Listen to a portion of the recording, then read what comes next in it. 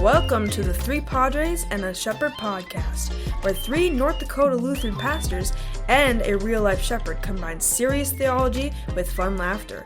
This is a podcast from the local church and for the local church. However, the local churches of these three pastors do not take any responsibility for the banter, foolery, and assertions that will follow. Welcome to the Three Padres and a Shepherd podcast.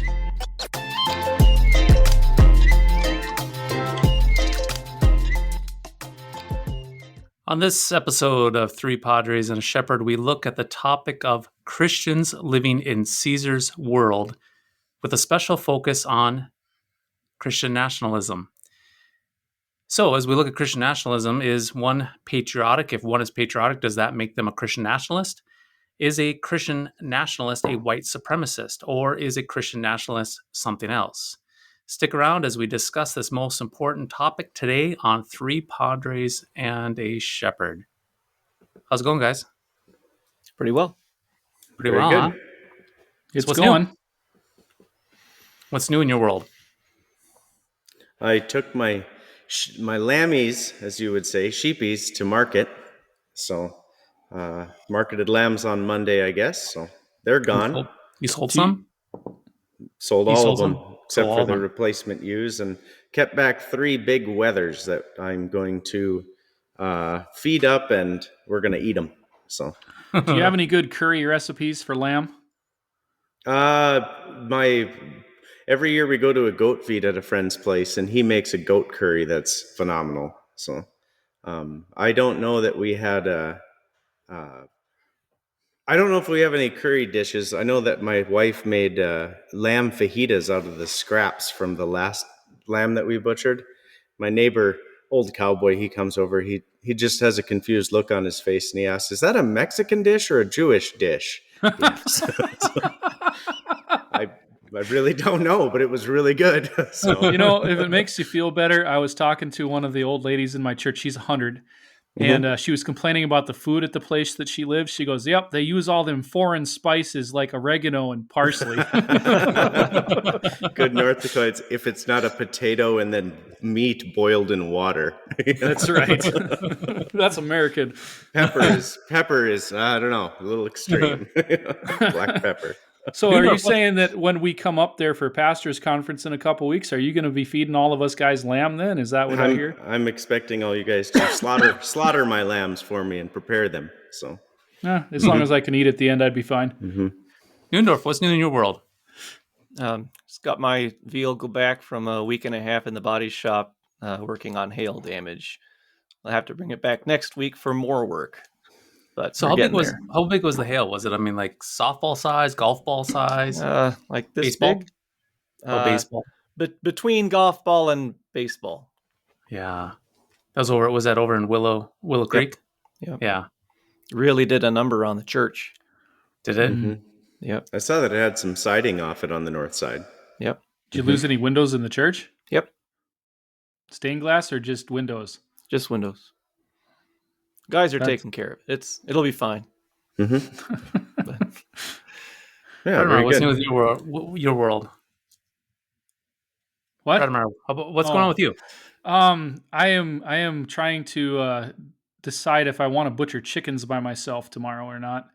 We have 11 roosters left over, 4-H chickens, and they're annoying me with their existence. But my dear wife has to work this weekend, and so I would have to do it alone, and I just want them dead, and we're out of chicken feed.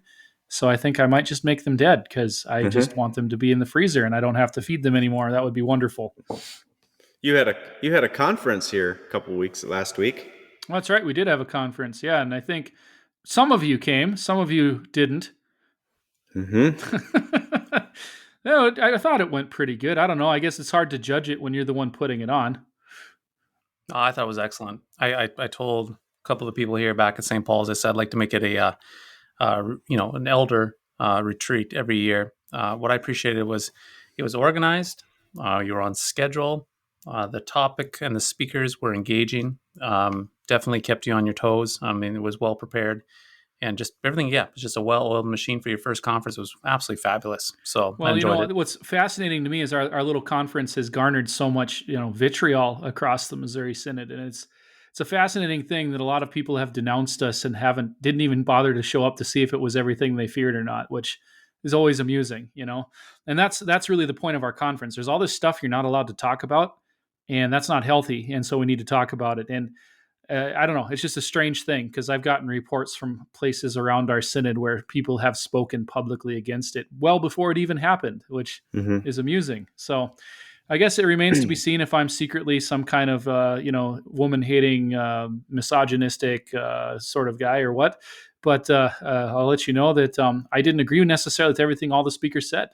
And that wasn't the point, right? We had some disagreement. Unfortunately, we had a guy that was going to take a more moderate position back out on us, so we didn't get that perspective there. But the point is we need to talk about this stuff, and I guess it's a problem to talk, which is a sign of a very healthy system, right?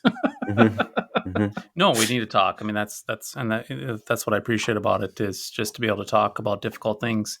I mean, we're looking forward to next year. So we're looking at doing the last week of November 2025, and the topic is on church fellowship.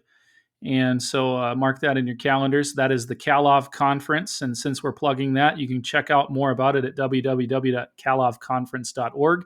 And shortly, we should be getting our papers and our recordings posted onto the internet so you can check out what we did.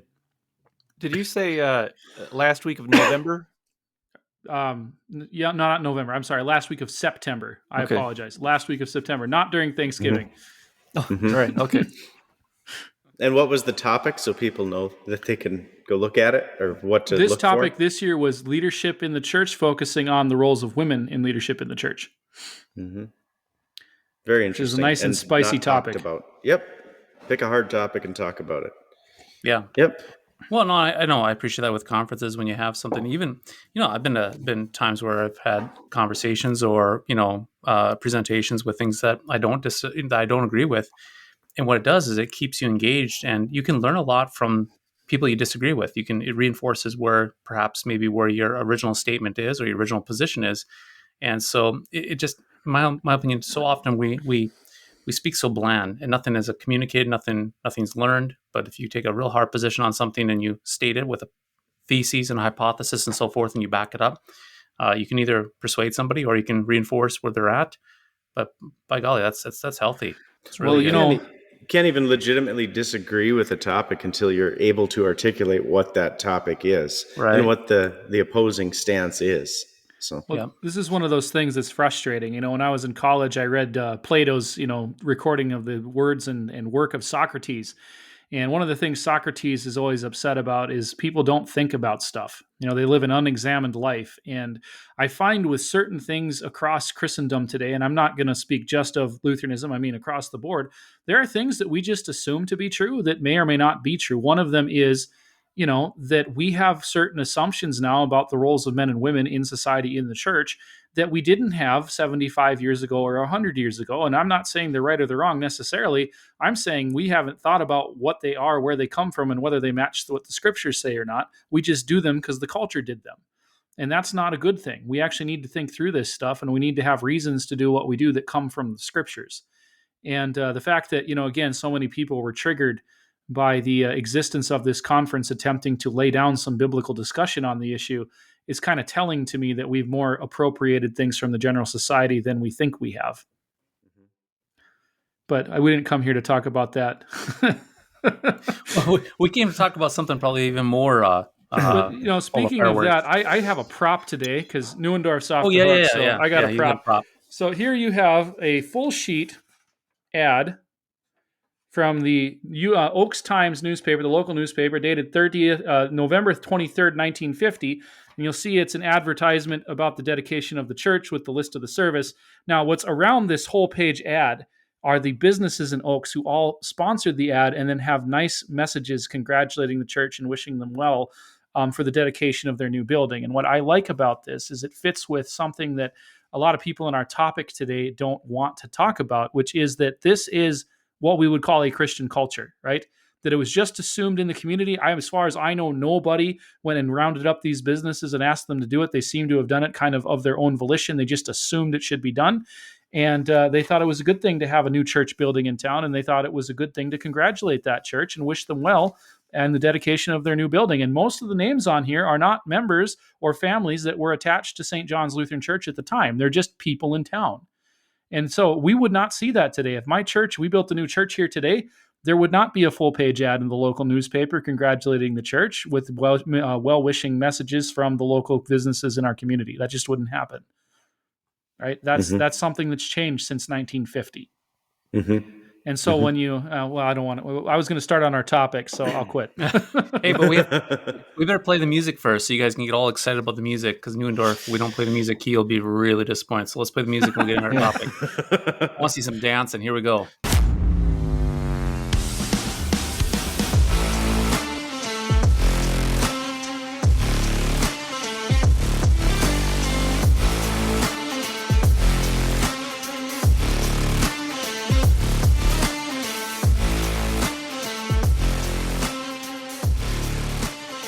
Just pure stoicism right there on display. That's a new dance move called the stick. We're all smiling, and with the music, and Neuendorf is just like his screen is frozen. Just doesn't move an inch.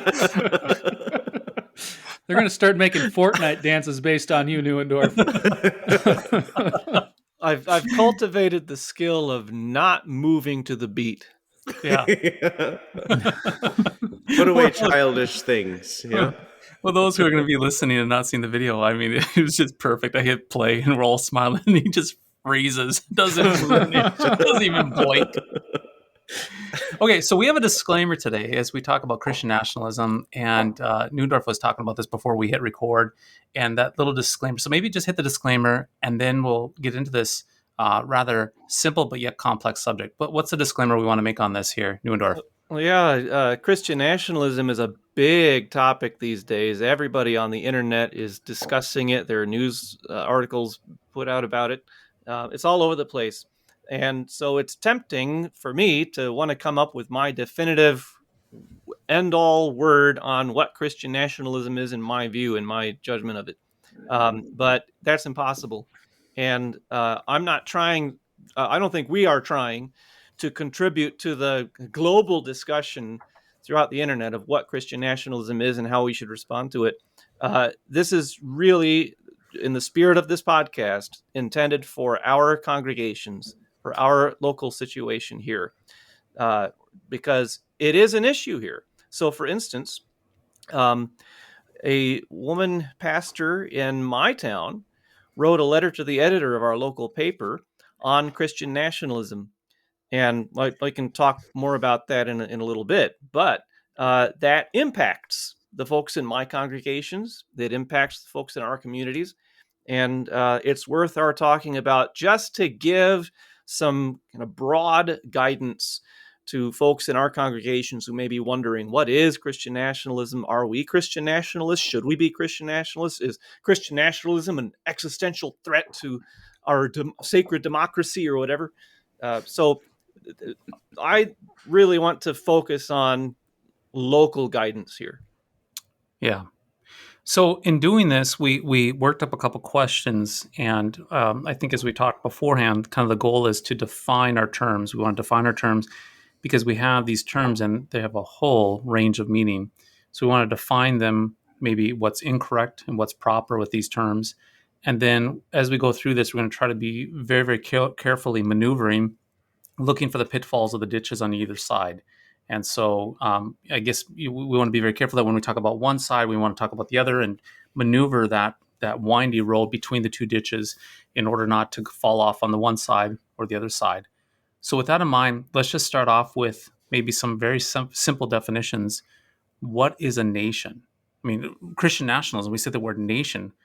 What is a nation? I mean, I have in my mind, when I think of nation, I have something that comes to my mind. Yeah. So what does come to your mind? What, excuse me? What does come into your mind? What pops in there when you think nation? What pops into my mind? I just think of a map, and I think the United States. I think of the outline. And then, I used to study the globe as a child and look at maps. And so I spin the globe and look at all these countries. I think nation. I think, okay, if I look at a shape, oh, that's Norway. Or I look at another shape, and I'm like, oh, that's Australia. Look at another shape, oh, that's the United States. So I look at geographical boundaries of nations. That's how I think of it. Populations, geographical boundaries. But is So that what a nation is? Does that ring true for you, Bo and Brademeyer? Is that what pops into your head when you hear nation? The well, quickest thing, yep, the quickest thing. I would agree with Matt. That's the first thing pops into my head. there's that, but then as someone who's read the Bible, like I also think Right. of groups of people, because Yep. you go Fair back enough. like into the Old Testament and you have nations of wandering folks, Yeah. or like just in history you got the Bedouin tribes wandering around in Arabia. They're a nation of sorts, but not in the kind of modern conception that's tied to geography. Well, the Gentiles are the nations.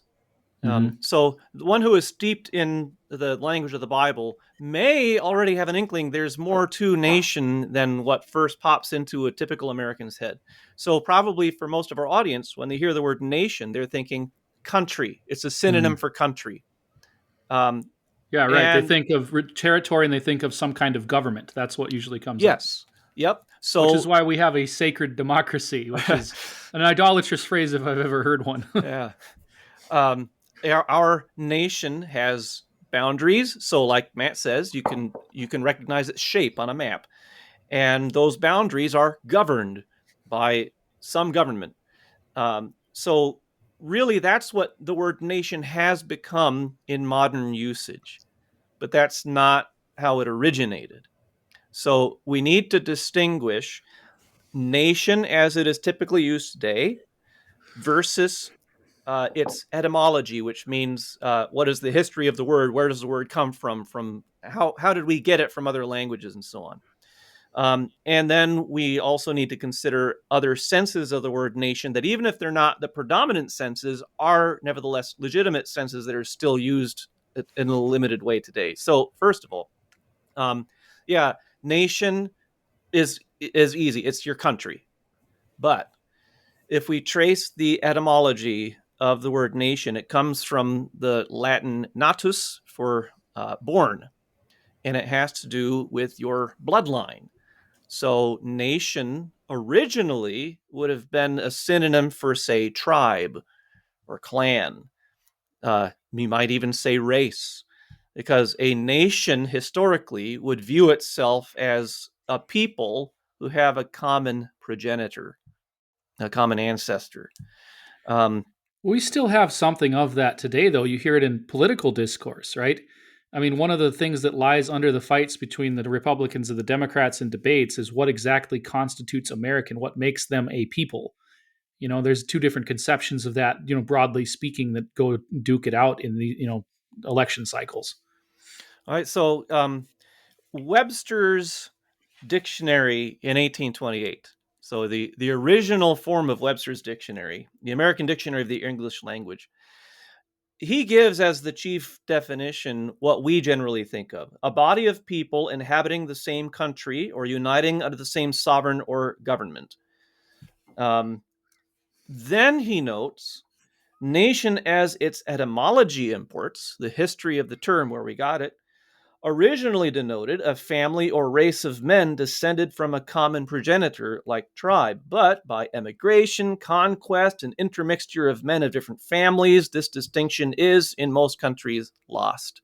So 1828, we recognize this is the original definition. It's your bloodline. It's your clan. It's your race, so to speak. But already by 1828, that had pretty much fallen into the background. Now, your nation is now okay. I said it's a synonym for country, but even that's not quite right. Your country is a political entity. The nation is the people underlying that political entity. And so I think a really good synonym for nation is people. So, for instance, we're familiar with this in the Declaration of Independence. When in the course of human events it becomes necessary for one people to sever the political bands which have connected them to another people. So, what are the two peoples? There's the people of the United States, or what is now to be the United States, and then there's the people of Great Britain. And we're saying these two peoples have been under one sovereign, but we're going to sever these political bands. And so then the people, the nation, if you will, of the United States is, in the years to come, going to establish a government for themselves in the U.S. Constitution. And the U.S. Constitution says, we, the people of the United States, do ordain and establish this Constitution. So our government kind of makes us a country, but it is the people that makes the government. It's the nation. The nation pre-exists the government. So if you want to think about where the American people came from, well, okay. I think it's a really interesting question. When was America founded? When would you say America was founded? At whatever point the people of what is now America began thinking of themselves as a distinct entity from, say, England or France or Spain or any of the other countries that settled what is now the United States.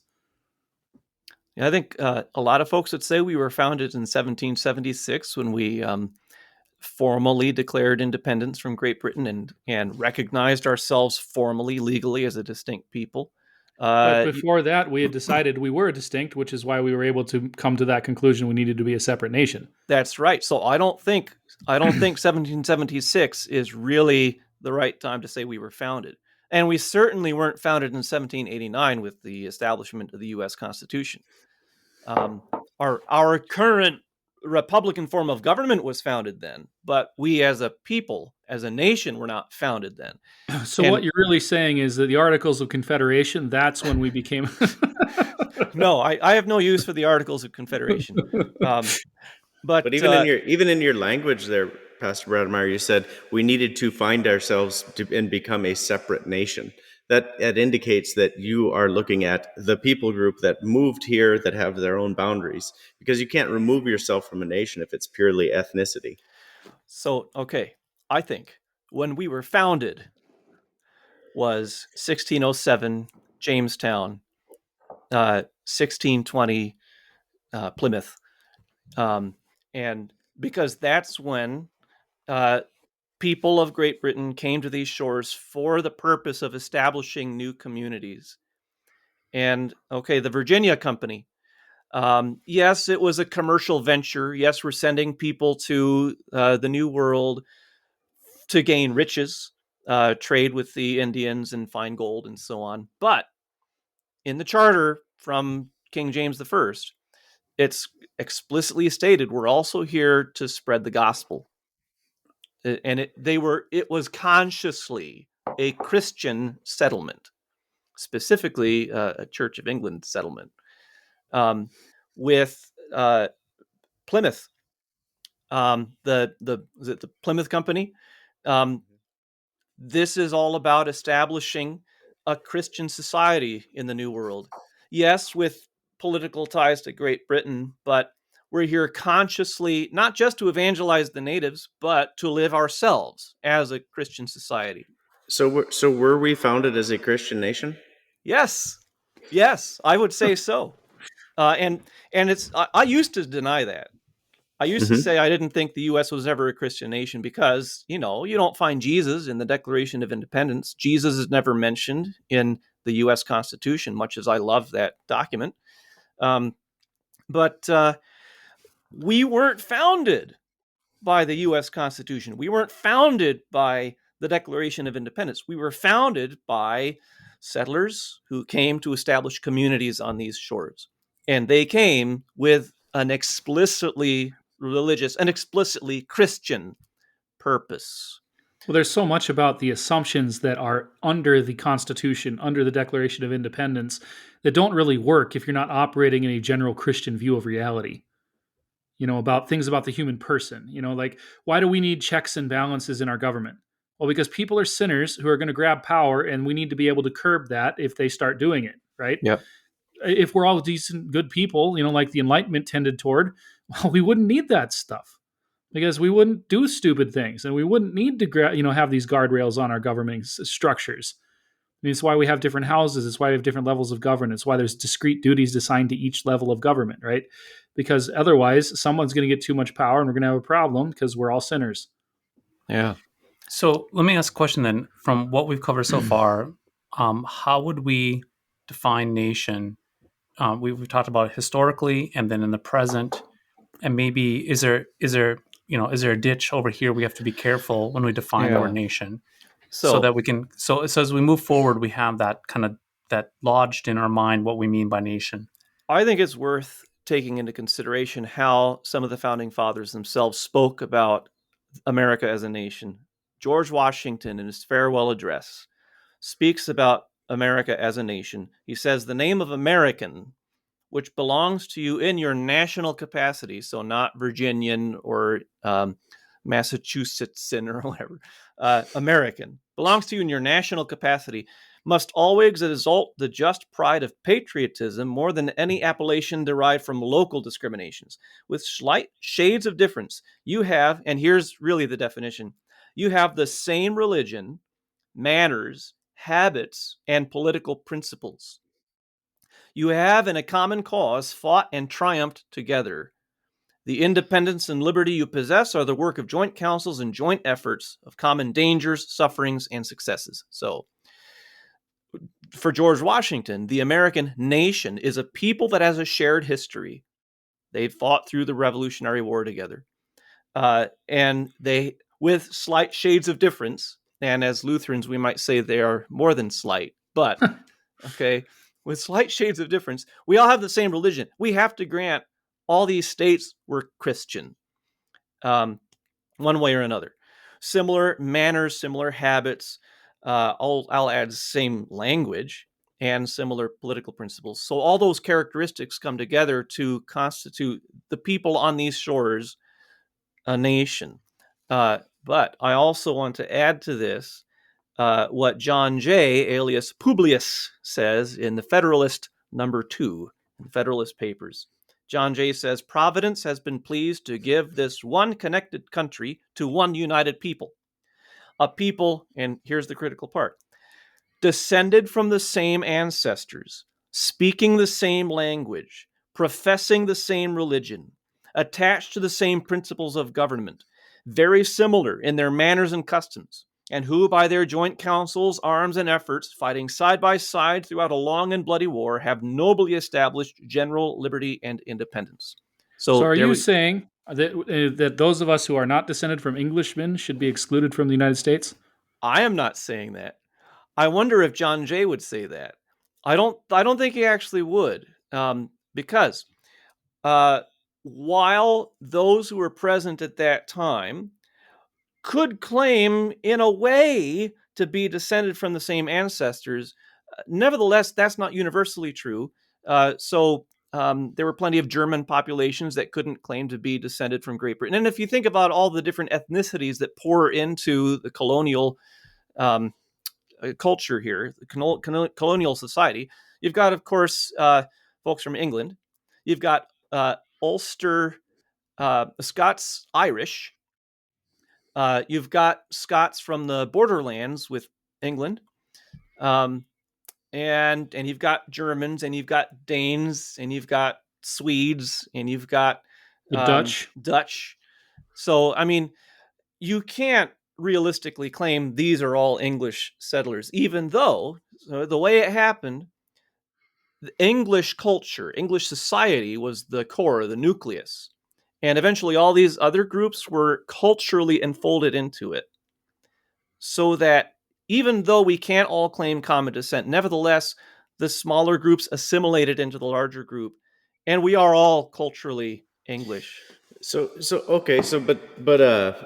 you're using another word there, culture. Culture, I don't know how exactly it could be defined, but it can be defined as a shared group of morals.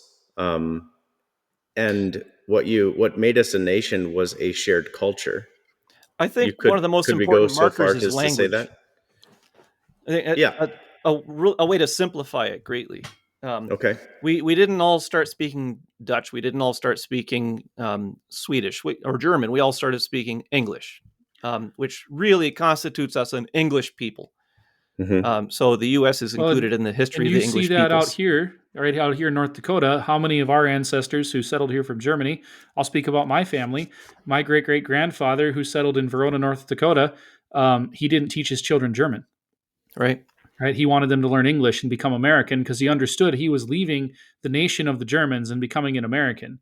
Yep. Even though he was not born an American, he became part of something. He was grafted into something that was not of his ancestry. I'm German and English, French and Greek, which combined makes me a Germish freak. So I have I have very little English ancestry, and yet I'm English. I mean, I'm culturally English. I'm a part of the English-speaking peoples, and I feel more kinship with George Washington than I do with, say, a Greek politician who would have been active at the time that my ancestors emigrated from Greece, because I've assimilated.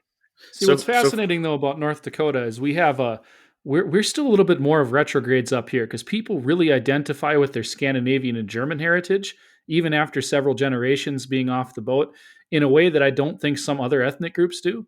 Because, like, I talk to people, like, I read German history, and like when I read about Otto von Bismarck or I read about the Kaisers, that feels like my history too, but not Yeah. like the same way as when I read about George Washington. Yep. So Where if I'm reading about Bismarck, I wouldn't reflect to myself, boy, we sure showed those French.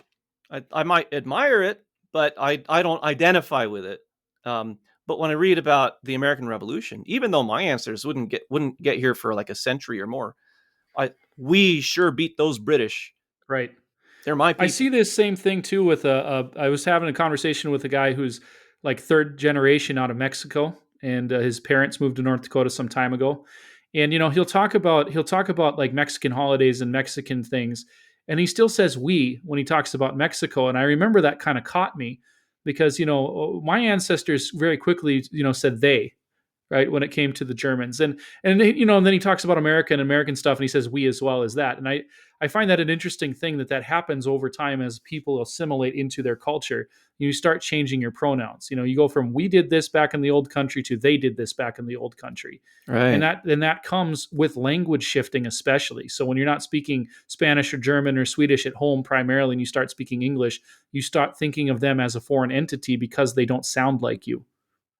Yeah. So for the sake of going forward here, we can define nation as a group of people that come together with a shared culture and language that live within a boundary with a government instituted by them. They could predate that government, but they form a government. Yeah. And then we could also, for the sake of argument, know that there's other people there out there that would define nation as race Yes. and ethnic background, and that's the definition they are using. So, Yep. And is there Pastor- another definition? can I ask a clarifying question quick? Yeah. So would we say then that while ethnic, linguistic, and cultural and racial things are a factor in this, they're not ultimately deterministic of it, given just the plain reality that people groups assimilate into other people groups culturally and linguistically? Yes, and have from the beginning of time. But the United States is also kind of a special case because we've had so many different populations from so many different parts of the world poured into our society and assimilate. And that's critical. They've assimilated. So what you're saying is that an assimilated person of whatever extraction is no more or less American than me, you. Our ethnic backgrounds are different. Someone who came from China or family came from China, or Native Americans or whatever. They've assimilated. They're part of our culture. They're as American as the rest of us because we speak the same language. We have the same background, the same cultural ancestry, and so on and so forth, even if we don't have the same bloodlines. Yep. So, and I would say that a Black American who can trace his ancestors to, 1619 or something, coming off the boat in Jamestown, he would have more of a claim than I do to status as an American national, because his roots here among this people go farther back. But we're not going to argue about that because we don't have a problem all identifying as Americans. We've enfolded ourselves into American culture. We speak the American language. We speak English, and we value the American political system. So what's nationalism? What's nationalism? All right. So be leery of efforts to define nation today according to its older etymology, because there's an agenda there. What do you mean by that? Okay, so unpack that just real quick for our listeners. So again, the etymology is nation could be synonymous with race. Okay. All common ancestry. As has become clear, that definition has faded into the background. It still applies sometimes, like we talk about American Indians as nations, and ethnically distinct. But in America, the nation has not been defined that way since the days of the founding fathers.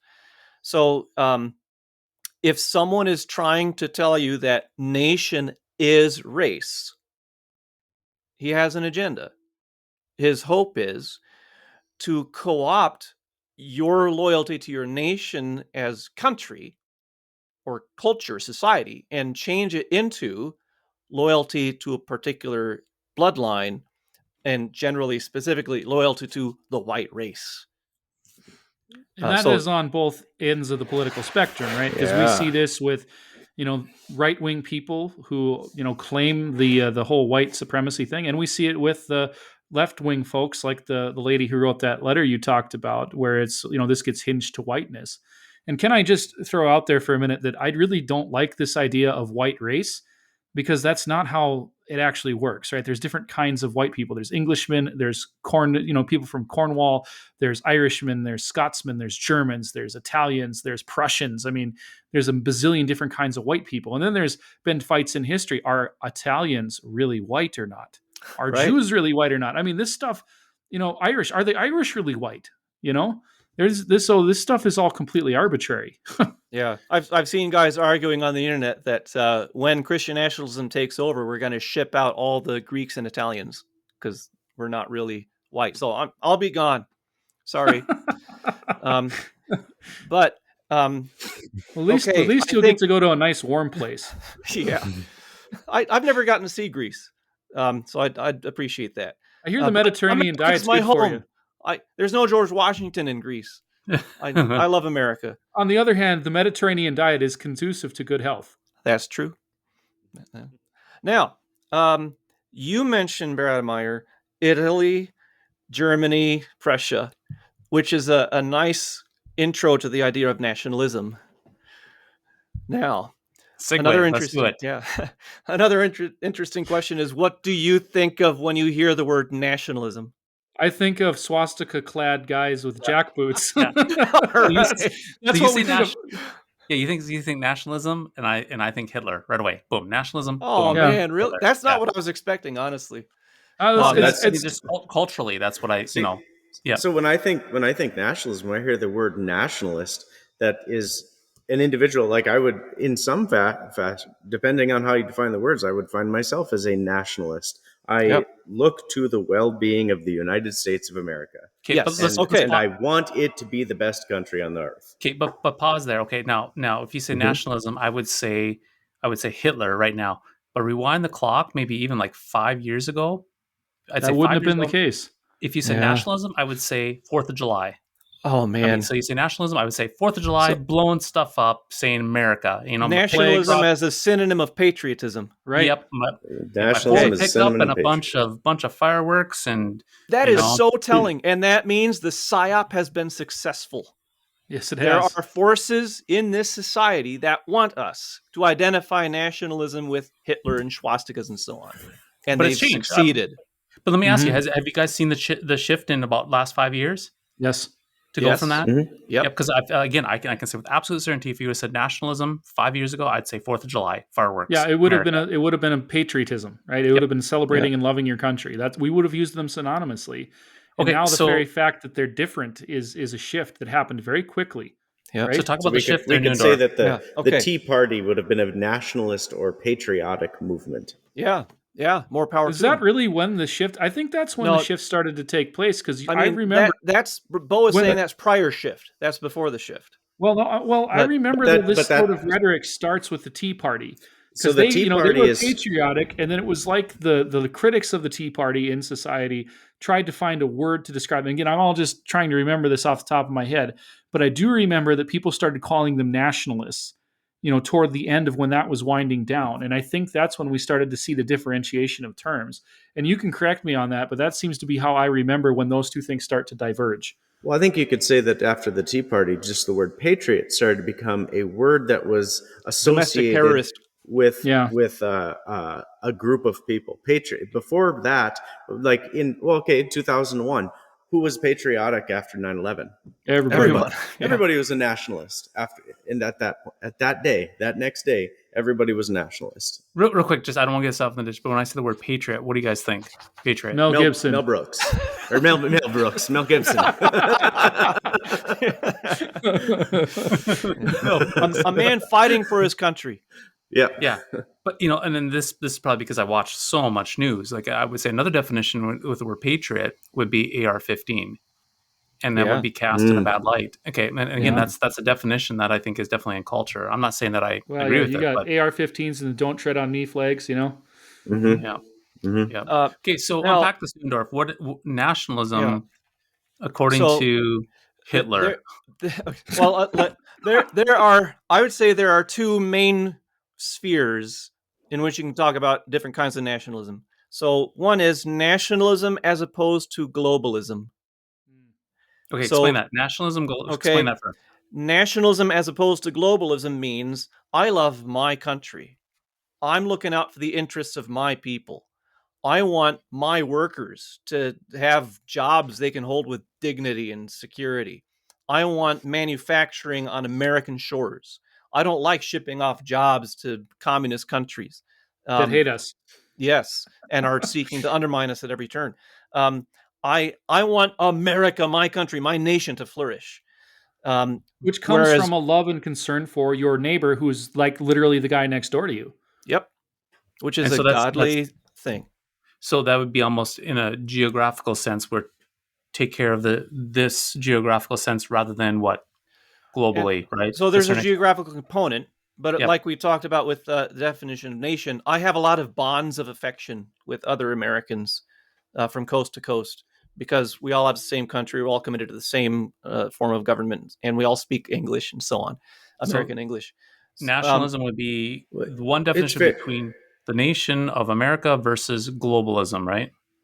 Right. So globalism is you set aside national distinctions, you disregard sovereignty of different states, and you're focused on making everyone and everything the same, leveling everything globally.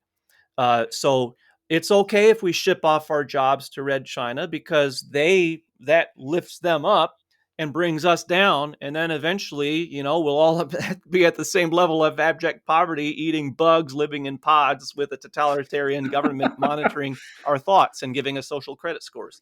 So globalism is, I don't care about my country. I want to be a global citizen. Nationalism is, I love my country and I'm looking out for the interests of my country first. And I would suggest that global prosperity will be at its best when nations are concerned with their own national interests and behave accordingly. So globalism says we should be more concerned about poverty in Africa or about war in Ukraine or whatever it might be than we are concerned about jobs in America. Nationalism would say, let's get our own house in order. Let's make sure we're secure and stable, and then we'll be better positioned to contribute to the well-being of the world. So I think that this idea that comes up in the West because the West is Christian. When you read through Scripture and the care of neighbor, the emphasis is on the neighbor you see next door to you and your immediate family and your church. Right? We start there and we work out. It's not to say we don't care about people in Africa or in South America in the Amazon rainforest having Jesus and clean water. Right. We want them to have that, but it's a lot easier to actually care for the people that God put right next to you. And it's a matter of prioritization. And nationalism, in the way you're talking about it, is sort of the political expression of this Christian sentiment. Yeah. Though the way I'm talking about it, it's nation in that newer, broader sense as my country, my people, with shared customs and language and government and so on. Okay. So now we get. Yes, Bo.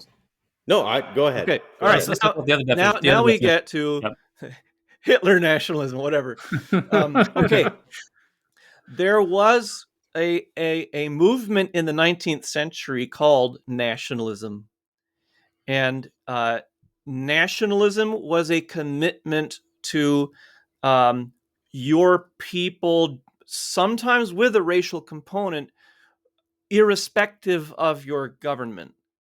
So nationalism finds your identity in your people. Um, as religion goes by the wayside, nationalism steps in. Your nation replaces Jesus or the Mm-hmm. church as the locus of your affections and your willingness to lay down your life. So that leads to, in strange ways, to separatist movements and unifying movements. So unifying movements would be like the unification of Italy. You have all these different kingdoms in Italy in the 19th century. By 1560, they've all been brought together into one Italian nation. Well, except for the Papal States, they still stick around for a little bit. For a little bit, but the Catholics didn't Uh, like the nationalists in Italy because the nationalists claimed what had been papal territory for the nation of Italy.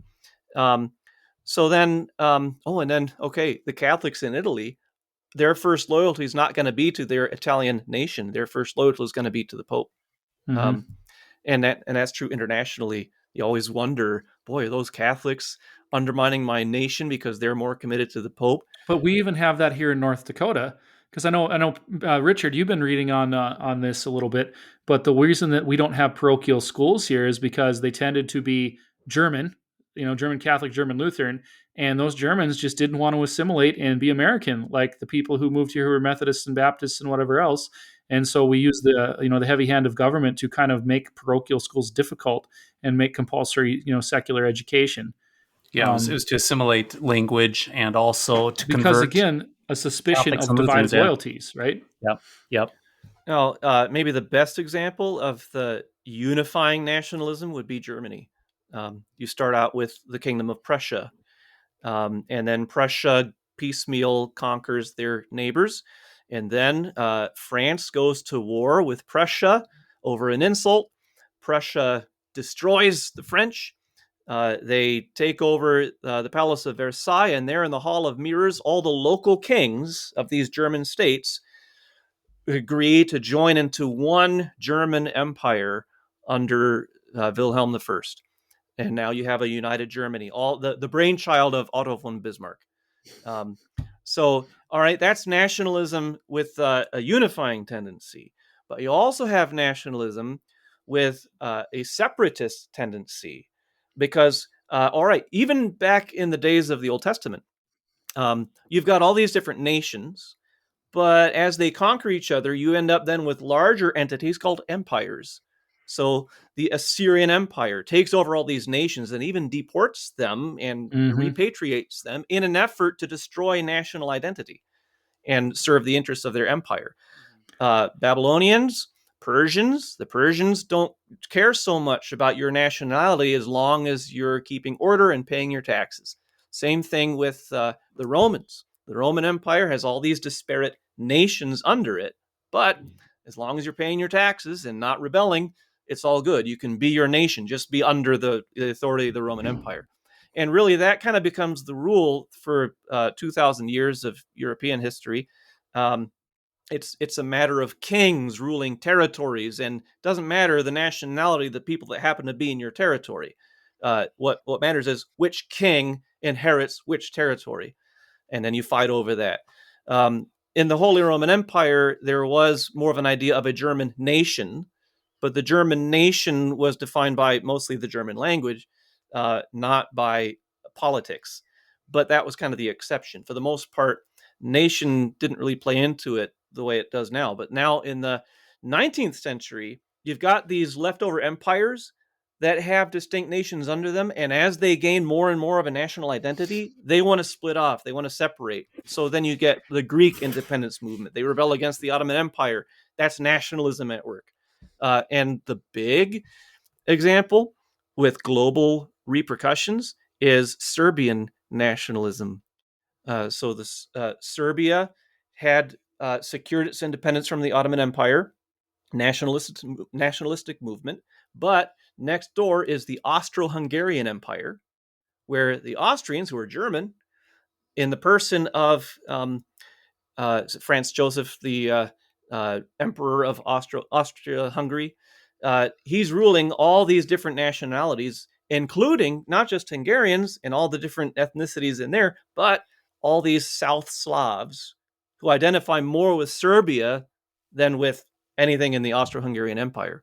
And so in 1914, a Serbian nationalist in Bosnia, Gavrilo Princip, assassinates Archduke Franz Ferdinand, who is the heir to the Austro-Hungarian Empire, because he wants to secure the independence of all these South Slavic entities so that then they can be enfolded into a South Slavic nation state, which will be called Yugoslavia. And interestingly, after World War I, the Austro-Hungarian Empire is no more, and we get Yugoslavia. So And Gavrilo that worked Princip, out super well, didn't it? yeah, Gavrilo Princip won World War I. But we have these same sort of things, in the news lately in Iraq, you have the Kurds, right? There's been a lot of talk about whether there should be a Kurdistan. In here in North Dakota, we have a couple tribes that are here, and there's some real friction politically between like the Sioux reservations and the tribes on those reservations, and kind of the mainstream North Dakotan culture. There's sort of a, I don't want to say it's like an outright separatist nationalism, but there's some friction there, and there's some discomfort that comes with those differences. Yeah, if a people group wants to free themselves from the overarching government and establish sovereignty for their own group, that's nationalism in the 19th century sense.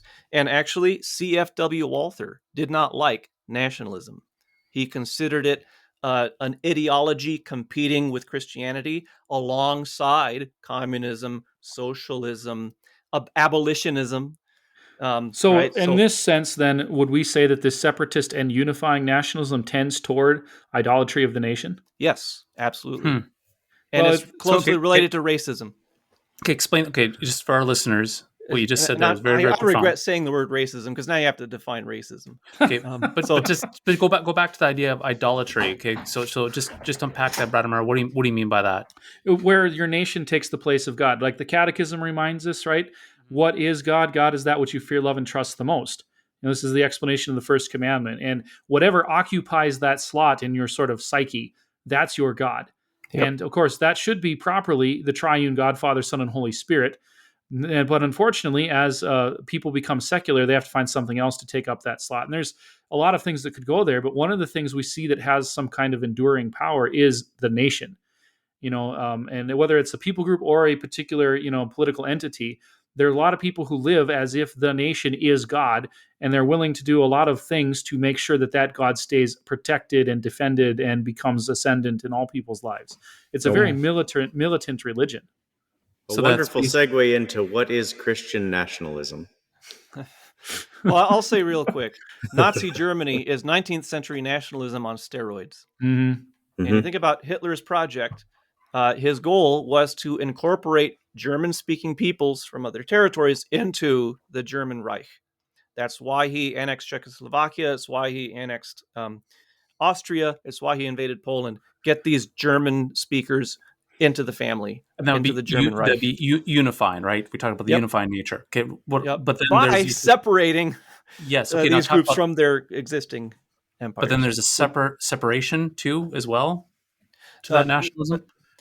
Yeah, and I'd say that's rather less relevant to our purposes today. The reason we need to be wary of this is that there are those who define their form of Christian nationalism in terms of this 19th century nationalism ideology.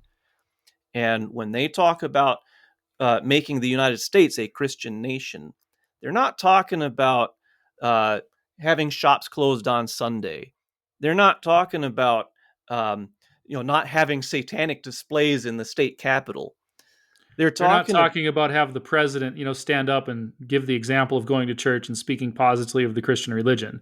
Yeah, they're talking about expelling from U.S. territory folks who do not share the right bloodline, and resurrecting a new vision of America that's not defined by culture, language, even religion, actually, but is defined by bloodline, and they would specifically say race.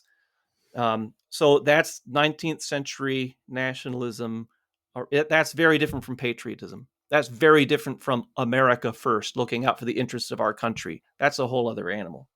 Okay, so we defined nation. We've defined nationalism. Let's Sort of. sort of let's talk about Christian nationalism. Properly speaking, what do we mean by that? And then let's from there, for the sake of time, we'll go maybe another 15, 20 minutes here. For the sake of time, then once we define Christian nationalism, we want to also talk about, and we can combine all three of these questions. Where's the place of the church in the state? And then what is the place of the Christian in the state? Right. Within that Two whole different realm. questions. Yeah. So basically 3 questions. We could toss them out there and we'll just try to plow through them the best we can here. Do we Well, want if to we- try to plow through all of them, or do we want to make this a two-parter? Or do we just go long and split it in half? I say let's go long. You know, I'm always on the time. I'm like, it's right at an hour, and I'm like, let's go, guys, let's go. But this is great stuff here. I would say let's plow another 10, 15 minutes and see if we can get all tackled, and then by golly, if we still have more to talk about, let's do a episode 2, 1.5, right? So what's what is Christian nationalism? Yeah, properly spoken. I really think I've seen a few different streams that would all fall under the category of Christian nationalism. One is simply the claim that the United States was founded as a Christian nation and that it might be desirable for it to become a Christian nation again. Right. So that's maybe the broadest sense. And, I think most of us would have to say that fits us. If we're historically honest, we'd say, yeah, that we may not have been founded as a Christian republic, but as a nation, as a people, yeah, we were originally a Christian people. Yeah, we didn't have a nationally established church, but we did have Christian people.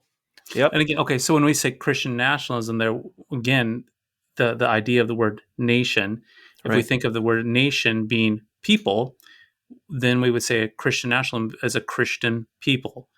But if we think of the word nation in the respect of government, then that's a whole different definition of Christian government per se. Right. That What makes was sense. uniting us when in the founding of the country wasn't the country, the bloodline, the where we were from. The thing that was uniform between all the peoples forming the new nation was the fact that they were a nation under God. They were a nation under Christ, a nation of Christians. Well, Great Britain could have claimed the same thing. I think there were unifying principles aside from Christianity, chiefly that the Americans saw a plot on the British side to reduce the colonies to slavery, which you can see in the Declaration of Independence. And I'd love to have a whole episode on why I think the American Revolution was totally justified. But aside from that,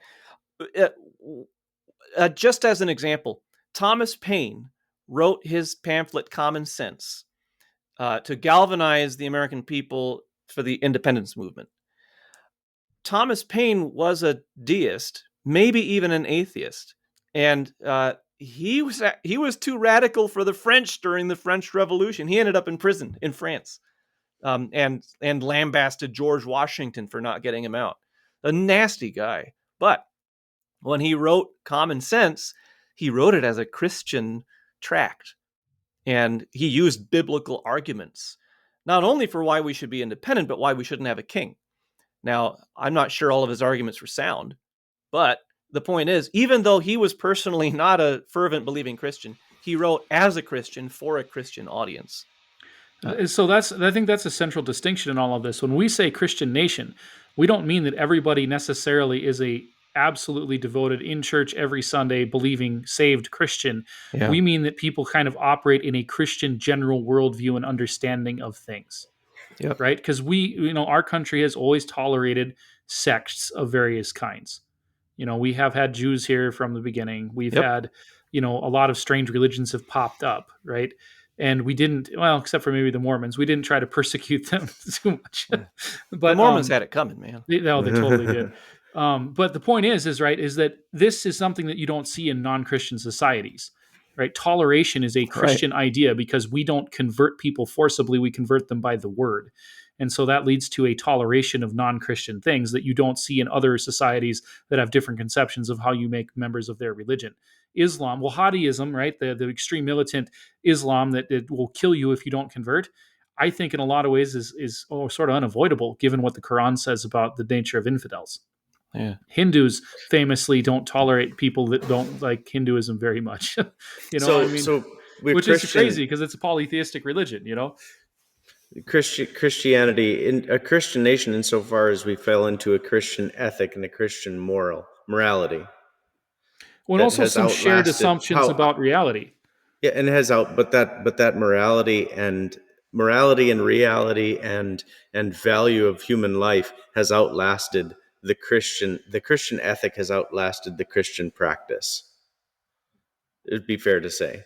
The fact that people are still not, or people aren't going to church the same way they were, We're but still the morality remains. We're still benefiting from Christianity in our culture, even though perhaps we could say that Christ is not at the center of many of the people's lives per se. So Christian nationalism, in this first sense, wants to put Christ back in return to Christian, not Ethos. just ethics, but ethos and practice. So this Christian nationalism wants the American people, once again, to identify themselves as a Christian people that tolerates in their midst non-Christian bodies, but always with the understanding these non-Christian bodies are, in effect, guests in a Christian society.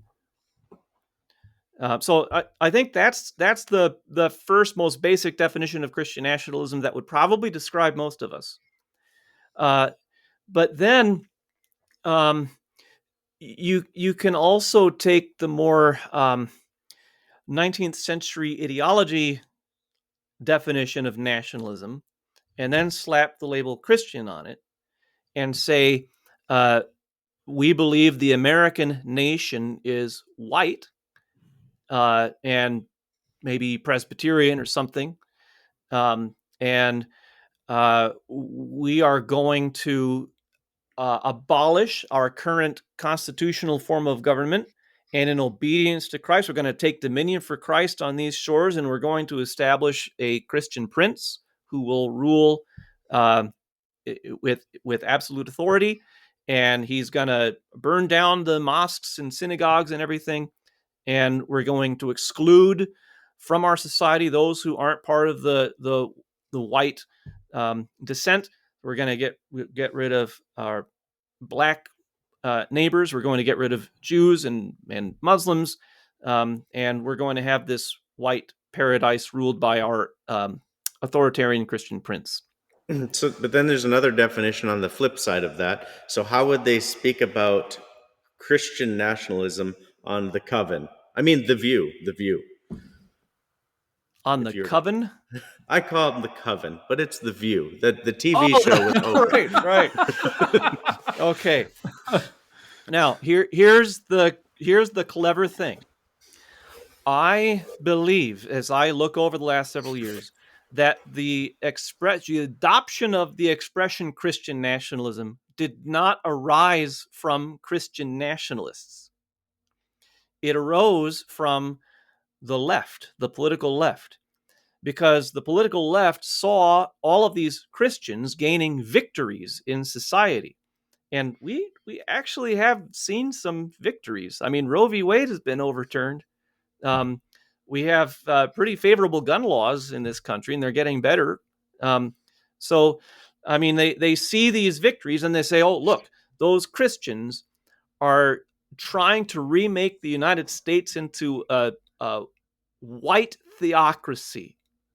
And so they take that most out there 19th century nationalism view and they smear any attempt by Christians to be involved with politics using that brush.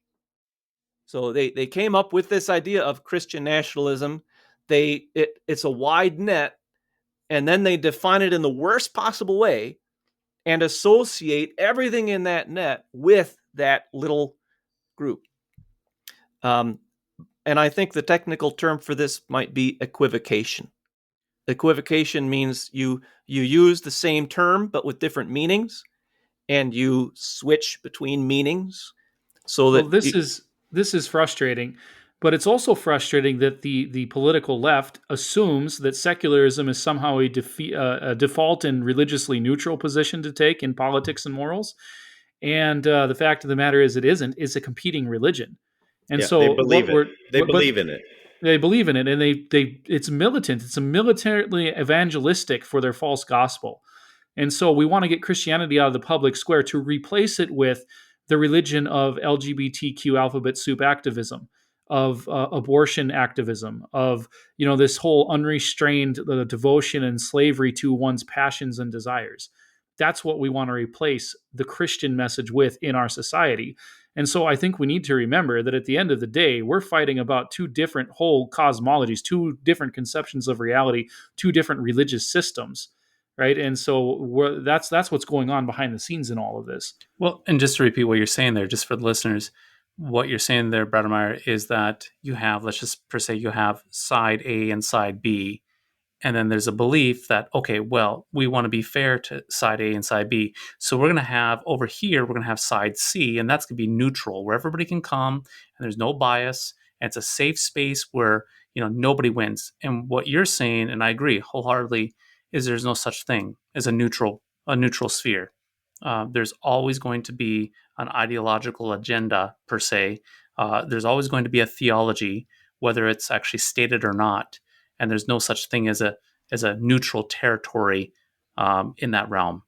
Because it turns out in your example, side B and C are actually the same thing. It's just side B is a little more honest than side C about it. Exactly. Yeah. So, I mean, I think it's worth delving into for a few minutes about how wokeism, Marxism, is its own religion, and that it has it calls for it has a set of standards that are ever changing. It has a set of laws that are ever changing. It has priests, and it has deacons and bishops and popes and sacrament. people. It has sacraments. It has everything, but it does not have Christ. It calls people to repentance continually for being part of this group or that group or that group, but it is graceless, Christless, evil ideology. And you're absolutely right. It does function as a religion, absolutely 100%, which, I mean, to unpack that in a whole nother episode would be fascinating, but it does absolutely 100% function like a religion. But it's not neutral. It's not exactly, neutral. Not neutral. Newendorf, what are you going to say? Yeah, so that's not just a pithy observation, it's a historical fact. So that's why Walther was opposed to nationalism and communism and socialism, so specifically Marxism. I mean, Marxism has a utopian, you have heaven on earth once the proletariat takes over. You have an apocalypse where the proletariat revolts and kills all the bourgeoisie. And Christianity is bad because it makes people content with their servitude because you can go to heaven when you die. But for Marxism, because this life has to be heaven, it takes all the religious energies that would have been poured into serving Christ and your neighbor and instead directs it toward the world revolution, destroying the bourgeoisie and establishing the paradise of the proletariat. So we could say that it makes an idol out of self, and could we say and globalism or world things, and that this nationalism that is 19th century nationalism makes an idol out of nation as opposed to globe. So I think you're right about nationalism. I would not say that Marxism makes an idol out of self. I'd say it makes an idol out of the proletarian republic, because you're willing to let yourself be entirely subsumed. You will sacrifice unbelievably for the sake of this thing. It depends on the selves, if you're part of the ruling class or part of the underclass. Right. Yeah. So I think one of the observations we're kind of dancing around here is that in reacting to this neo-Marxist gobbledygook nonsense, demonic, evil stuff, there is a temptation to oversimplify and grab onto this 19th century view of nationalism and basically become what they accuse us of being in order to kind of stick it to them and to defeat communism. Because, just to use a historical example, the fascists and the Nazis hated the Marxists. They hated them. and they wanted to wipe them out. But because they have the same enemy as us does not necessarily mean that we're also friends. Yeah. So it's fair to say that you gentlemen's churches, there's 5 churches there. Your churches are not at risk of becoming woke Marxist radicals. Ideologues. Yeah. Well, Ideologues. not the church in and of itself, but I mean, as with anything else, you have parishioners who are going to be more susceptible to this error or that error. It is the culture we live in now, and it is something that we have to, as pastors, watch out for, because the culture, again, is a militantly evangelistic religion promoting this stuff, and it's trying to proselytize and convert our members all the time, and that is something we have to watch out for as pastors and as parishioners, by the way. But But we have finish to your watch thought out there, for that. Bo. But then, Yeah. okay. So finish Go your ahead, thought, finish Bo. it. So yeah, so your thought, Bo, is there that we see that enemy on that Marxist side, that ideology. We see that as being, I think very, very easily we see it. But what finish your thought there, Bo? That is, it is a threat, but perhaps not as a big of a threat as what? So we see what that Marxist ideology is for what it is, and we call it what it is. It's evil, and it is not Christian. It is anti-Christian. But our churches aren't necessarily at risk of going down that road. But as the pendulum swings more to the left, let's say, our risk is potentially falling prey to someone or an ideology to counter that, where Christ says to remain and abide in truth and remain and abide in Him. So do we stay put?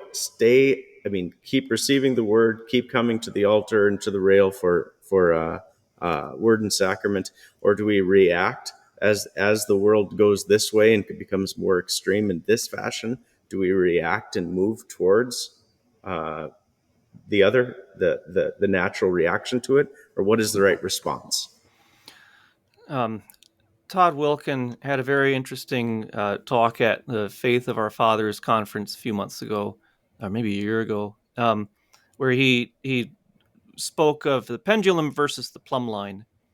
He says the pendulum swings wildly one way, then swings wildly the other way, and is reactive. But we are called to be a plumb line that is always committed to the truth, whatever that truth might be. Okay, you could put Marxism and fascism at opposite ends of a spectrum. I think there are problems with that, but let's just say you do that. Okay, in fleeing from Marxism, if you're a pendulum, you're going to be purely reactive and you're going to go into fascism. Or if you're fleeing fascism, you're going to be completely reactive and fall into Marxism.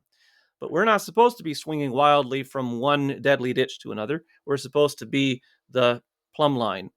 Now, cleverly, the folks who want us to be in one ditch or another will describe that middle way as a way of compromise, the smug middle, I've heard it called.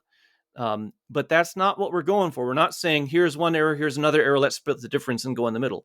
We're saying what's the truth? And the truth is what Jesus teaches. And we're saying both are wrong. We're saying both wrong. So Yeah. so we can use the pendulum and say that, like you say, we're remaining in the squishy middle. We're not being active against this, and we're not following this, which is supposedly right, the proper way. No matter which ideology you're going for, you can go either direction. But the pendulum isn't always fair. I mean, the things do move in a direction, the reaction happens in the other direction, but both directions are godlessness. They're both it's two sides of the same coin. They're actually very closely related to one another. It's not like you move in one direction. They both result in millions dead. Yeah. Yeah. So as we kind of start rounding this out, what is the place of the Christian with the state then? How do we answer that? I mean, just kind Do of we start with Christian or church? Do we have to talk about the church? Let's talk about both. The church, Okay. the church and the Christian with the relationship to the state. I do think it's important to keep church first, because there are things that we have to deny to the church Okay. that we don't deny to the Christian. Okay. So yeah. Okay. In my view. So okay, real quick, just for our listeners, we want to establish that there's really what we call 3 estates. We see this in the book of Titus. We see this in the table of duties in our small catechism. There's going to be the family. There's going to be the state or the government, and then there's going to be the church. Those three estates, and they function differently. Just real briefly, how I define them: the family functions via mercy, shoes, and a house, and food and care. That's where the economy is within the family itself.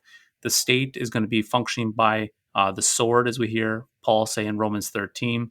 And then the church is going to be operating by the sword, as we hear in Hebrews, which is going to be the word of God, law and gospel, the sacraments, baptism, communion, absolution. And so they're all three definitely distinctive and different. So build on that, Neuendorf. We want to deny to the, what do you mean? Deny to the church that which is the state. What would we Right. deny the church? So I know this has become a cliche, but Martin Luther really did talk about the two kingdoms, or two governments, on the right hand and the left. And the left hand government is the state, and the Caesar, and the state bears the sword. The state exists to punish wickedness and maintain order. But then the church exists to proclaim the gospel and to call sinners to repentance and to forgive sins.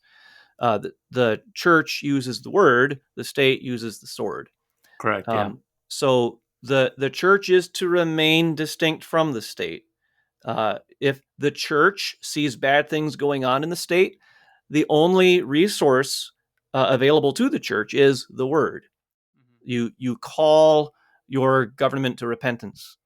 You warn them prophetically of the error of their ways. So what you're saying is the call on the secular end of things politically to keep the church out of the public square is an attack on the essential character of the church as being preachers and handlers of the word of God. Yeah, it's denying to the church its nature and calling. Yeah, so we were talking about this before this episode, Brademeyer, that what can happen is that you put the church in the corner. You give the church a timeout, and you say, go in the corner and don't talk. And that is fundamentally, that's not what church and state is. The separation of church and state is. Again, Neuendorf, you're spot on that the church has a prophetic voice to speak into the family and into the state and call it to repentance when the state does err. And so we should be doing that as Christian pastors, as churches, saying, thou shalt not, and then fill in the blank. Okay, so but the church belongs in the public square, speaking. Yep, correct. Not with a sword. Not perpetrating violence or using force, but speaking. Okay, now how about the Christian though? So the Christian has a vocation in all three estates. Okay. And the Christian does have a vocation in government, in politics, in the United States. That's expressed largely through the ballot box. And we have every right as Christian participants in our society to seek laws that will reflect our character as a Christian nation. That would be my claim. I don't have a problem with that. Well, I was on mute typing there to you guys, so that's why I didn't respond right away. So the Christian goes to church, hears of Christ and his law, and receives the forgiveness of sins, and then steps into his role as father and employee and citizen with that information, the law and the gospel of God. Yeah. But the church has no business in using the sword, and the state has no business in deciding what morality is and or offering the gospel. But the Christian can step into the government, and good government upholds the Ten Commandments. Yeah. And that goes with parishioners, and I've had conversations over the years with a parishioner who is frustrated with, let's just say, politics. And I'm like, well, there's an open seat coming up. You should run. And I'm like, well, what? No, absolutely. You should run as a Christian and informed by law and gospel, informed by how what reality is, defined by that which is good, true, and beautiful. Go into that office and function as a great Christian, serving your neighbor in that vocation within the realm of the politics. That is good, and that's true. And again, this comes back to the idea that we, as Christians, we look at our Christian faith and we say, this is good, this is wonderful. The Ten Commandments are beautiful. They're wonderful gifts to protect us from our sinful nature, from destroying all sorts of things and wreaking havoc. Why wouldn't we want our neighbor to have this? This is a good thing. I mean, this is wonderful. The gospel is for all people. And so Hmm. we shouldn't be ashamed of that. And we shouldn't be tucked in the corner, as we were talking about before, the church being tucked in the corner, silent. No, the church needs to be vocal about these things because this is Well, good. This is a good thing. this is the essence of secularism, right? Secularism is religion is purely private. Do what you want on your own time. And then as soon as you get out in the public square, you got to leave all that stuff aside, which is, the whole cliche that we often hear about, that like Christians are Christian on Sunday and not during the week. That is a cliche. That is a stereotype for a reason, because this is secularism in action, and it's really infiltrated us far more than we want to admit. Which Yeah. again is why I think we see people on our side, back to what you were saying, Bo, susceptible to this kind of militant, false understanding of nationalism and Christianity, because they get tired of seeing Christians be so impotent in the public square. Yeah, there you go. Exactly. Okay. Exactly. So could we say that maybe the push by that term Christian nationalism in a negative sense is maybe a push towards the Christians saying, get back in your corner and shut up? I mean, could we say You, that? you mean how our society uses Christian Yes. nationalism Yep. as a smear? How our society yeah. uses that term in a smear, in a negative Yep. connotation. Is it a way to basically tell the church, go in your corner and shut up? So, And to then, my mind, there are two chief goals behind the leftist Christian nationalism psyop. Okay, these two chief goals are: first, create and foster a movement among Christians that is white supremacist and violent and so on, so that you can smear everyone with that brush. And the more people fall into this ideology, the better for the left, because then they have this big boogeyman that they can scare everyone with, and use it as a pretext for gaining more power and so on. Okay, so that's one side of things.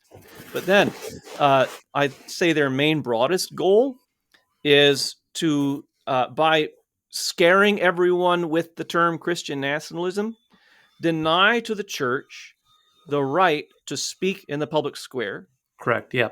and deny to Christians the right to continue to be Christians outside of the divine service on Sunday morning. I've got something to say to that. So is it fair to say that the reason why this works and the reason why there's a reaction to it is because the church hasn't done her job of standing up in public square? They have the people who are moving towards this, let's just say, extremist view, are looking at the church and they're frustrated with her and with Christians and with pastors not encouraging their people to hold office and fight for Christian ethics, because we have fallen prey to being Christians only on Sunday. I think that the problem goes back to the movement through the 20th century to force everybody to become Americanized.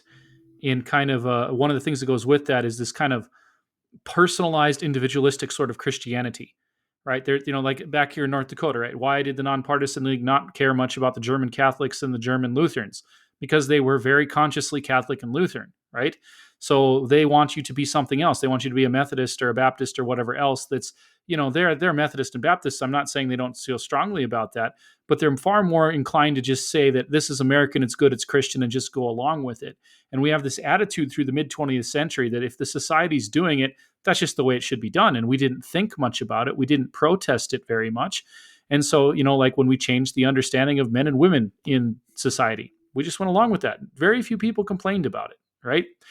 And so you get to the present day, and we're so used to just having the people in the church just rubber stamp what the society does. We've lost the ability to speak up against it. We've lost our nerve and our confidence in doing that. And we have, in effect, a whole lot of churches and pastors who are just cowards about this stuff. Not because they intend to be, but because we've forgotten how to speak about it. So one thing that I'm hearing as we've been talking on this episode, I mean, it's interesting because I think one thing, and this goes back to Neudorf's point, what he said earlier, mentioning what Todd Wilkin talked about, this pendulum swinging, and I think it's swinging back and forth, and I think maybe that's one reason why when with this episode we're trying to deal with this, and so we're running over here to say nope, not this, over on this side, and then we run over to this pendulum, we're saying nope, not this side, and then we're trying to define, and when we talk about, even like in our conversation, when we talk about this, we have to like hit pause and run over here and say, no, that pendulum, it's just this pendulum is reacting so much back and forth, left and right, it's so, and I think it goes back to the original point, Neuendorf, that this is a moving target. It's a lot of struggles and so forth. So if we want to, where the rubber hits the road, if we want to provide firm guidance for members of our congregations on this issue, I'd say a number of things. One, don't be scared of being called a Christian nationalist, because there is much that we believe that is in the American tradition that could be described as Christian nationalism. Don't let that be used as a tool to shut you down. Don't let the threat of being called a Christian nationalist stop you from calling to repentance the wicked when you encounter them, from having a voice in the public square, from laboring politically for good change. Because a large part of the purpose of it is to discourage you from that sort of activity. So don't be scared of being called a Christian nationalist. You can even call yourself a Christian nationalist. But also be aware that there is an effort to co-opt the idea of Christian nationalism for a white supremacist, racial exclusionist view that doesn't help anybody, and will damage our credibility. So don't be seduced by those who want to make you a 19th century nationalist with Christian flavors. But be bold in the public square, take office if you have opportunity, vote and agitate for policies that will benefit this country, this nation, and will glorify Christ. And if I would add to that too, pray for your pastors. We need your prayers. Encourage your pastors to preach the gospel, to stand up for what's right, and to do it not just in the pulpit, but also in the public square. Bring the voice of Christ to bear on these issues. Yeah. And then the Christian has that responsibility as well to not, like you say, Christians need to act like Christians when they step outside of the church and not fall prey to, I mean, we could probably talk for a whole nother episode on how cultural things have influenced our practice in the church. That's just a given. So what are we up to? 4 or 5 more episodes out of this conversation already? Mm-hmm. Yeah, I think so. Yep. I love it. I mean, I know we've had some good episodes before, but this has been really fun. Been really, really fun listening and learning and contributing together. So, yeah, let's, as Neuendorf said, let's continue this conversation, and maybe even between episodes, maybe have a couple special editions on this topic. Definitely very, very worthwhile. Any parting thoughts before we wrap things up, guys? We had some good parting thoughts there. Anything else to add? I love America. There you go. I love America, and I love Jesus. There you go. Jesus loves me in America. All right. So, everyone, thank you for joining us for this episode of 3 Padres and a Shepherd. And until next time, peace be with you.